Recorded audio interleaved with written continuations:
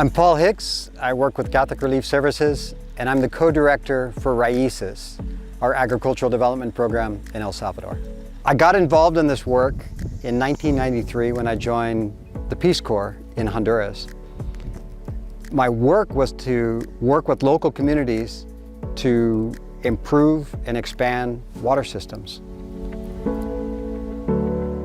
What I learned in that work is that so much of the water resources, the streams, the springs, the wells that were feeding those water systems were being degraded. And they were being degraded mainly because of deforestation and unsustainable agriculture.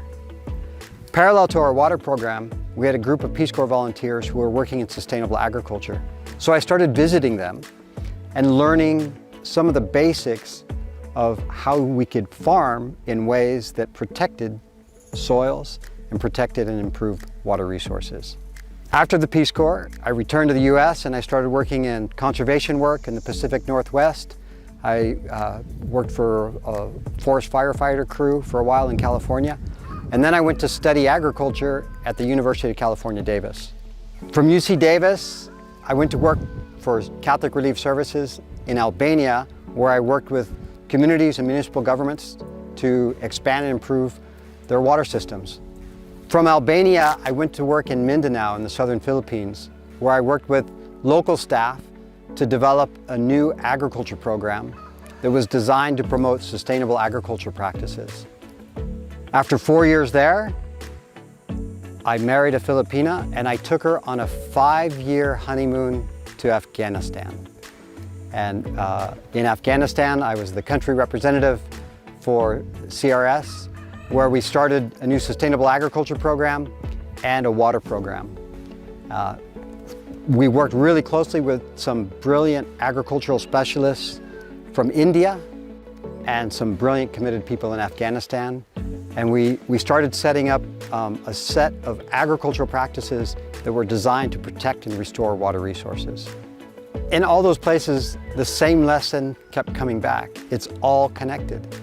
The way that people farm land, the way that they manage land, has a direct impact on people's drinking water. Protecting, restoring land has everything to do with ensuring that people have access to water. In 2015, Pope Francis published Laudato Si', and the theme that runs through it is the idea that everything is connected, that our social and economic world is completely interconnected with the natural world. So the idea is, it's about working with people, bringing people together, improving people's livelihoods, and restoring the environment. Water smart agriculture is a way of farming that protects and restores soil and water resources. So traditional farming practices are usually where farmers are clearing the land, in many cases burning it, leaving the soil bare, and planting seeds right into that bare soil. What happens is that the soil is exposed to sun and rain, and it gets degraded. When the rain is strong, it washes the soil away and we lose so much of the nutrients. And year after year, decade after decade, we're degrading our soil resources, which are also affecting our water resources. So water smart agriculture is how do we farm in a way that restores soil and also protects water resources. And there's a couple of key practices. One of the main ones is introducing cover crops. So this is one example of a cover crop. Work with farmers. These seeds are very easy to reproduce. We give it to farmers and then they produce it and have seeds for themselves, or they give it to their neighbors. And the idea is to get a blanket of cover over the soil that protects it from rain and it protects it from the sun. We keep the soil moist, we keep it cool, and we make it productive. All this biomass, all this organic matter gets incorporated into the soil. It makes it more fertile and healthier. It makes the crops more productive and more resilient, especially to drought.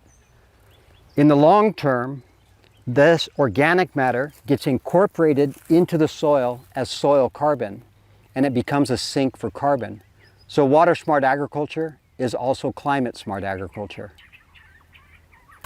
So to expand the work that we're doing, we worked with a group of local people to launch the Amayali Farmer Training Center.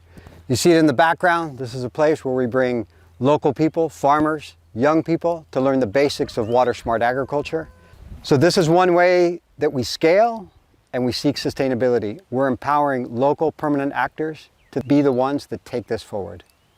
Fast forward to El Salvador, where we are now and where I've been since 2009. I came here to work on a regional water program funded by the Howard G. Buffett Foundation. Through this first work and projects since 2009, we've developed a whole approach called water-smart agriculture.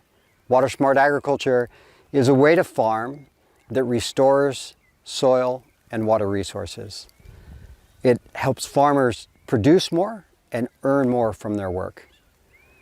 Based on the results from the water-smart agriculture program, Howard Buffett invited us to set up a new long-term program in El Salvador that we call Raíces.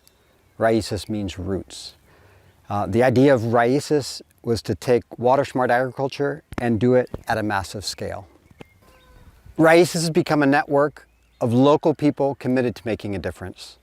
And we understand that our ability to scale out and to ensure the sustainable impact of this work, we need local people on the ground willing to make a commitment over the long term. One of the most exciting things about Raíces is as we've grown, as we've gained momentum, we've been attracting amazing people to our team as partners and as local collaborators. I want to introduce you to one of them. Hi, Carla. Hi, Paul. Carla came to know our program while she was working in Honduras and joined our team last year. She's working on monitoring, evaluation, and knowledge management. And I'm going to let Carla tell her story.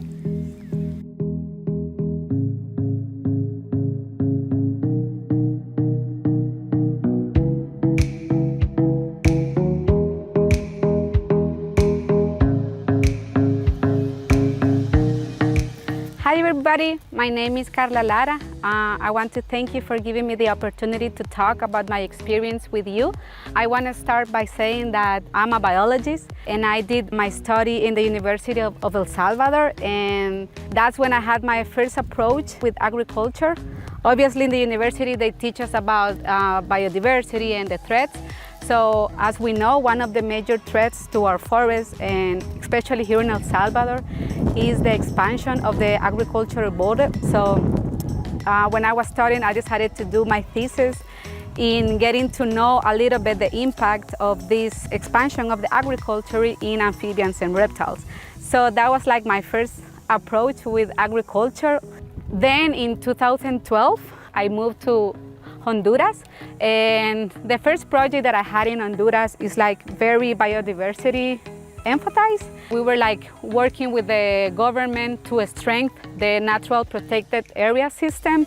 So that was my first approach to work with local people, water boards, municipalities, farmers, association with farmers, because we wanted to build these conservation plans and management plans with these people, because I think that's one of the best decisions that you can make if you're involved in natural resources management, that you build all of this planification with them because they are the one that using the land. Also, that gave me an opportunity to work with private owners of pieces of land, and a lot of them were farmers. So we were trying to promote best practices, how they can do organic crops, and also protect the pieces of land, like the forest. I started hearing about CRS because CRS was working in Western Honduras. So I started hearing from this initiative called Blue Harvest, and then I got to know that Blue Harvest is exactly what we were promoting in our conservation plans in the project that I was doing, because it's working with coffee farmers and protecting their water resource. Because in that part of Honduras is like mountains and cloud forests where the water is being produced, and we also have a lot of coffee farms. So that for me was a very cool way to starting to get in touch with CRS. And then I decided to move back to El Salvador after 9 years.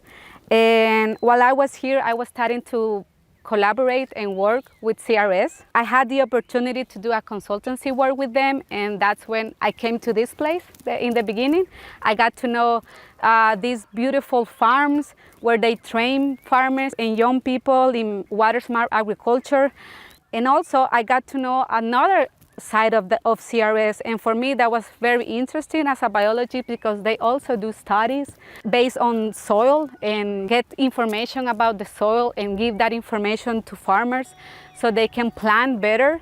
I got to see a study that they're doing with erosion plots, so that's a great idea and a great study, because you can see like the evidence of doing water-smart agriculture. And then Raíces came, which is a huge initiative of improving the landscape and the restoration of the landscape with water-smart agriculture.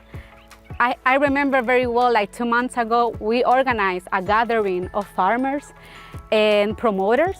And for me, it was like very exciting and very emotional to hear from them, from these farmers, smallholder farmers, that they've been doing these practices like for 2, maybe 3 years, and they are so empowerment of what they're doing. They believe in water-smart agriculture and the impact that is doing for them in their livelihoods. And so for me, hearing that in first hand as a biologist is like what Paul was mentioning before, like everything is connected. If you improve the soil and work with the farmers, you're doing water conservation, you're improving their livelihoods, they have better knowledge, they have better information, and if you have this information, they can make better decisions. And if we do that, we are conserving our forests also, and we are making sure that the ecosystem services are being generated, and at the end, that is good for us as human beings. So thank you for giving me this opportunity to share my experience with everybody, with all of you. So thank you.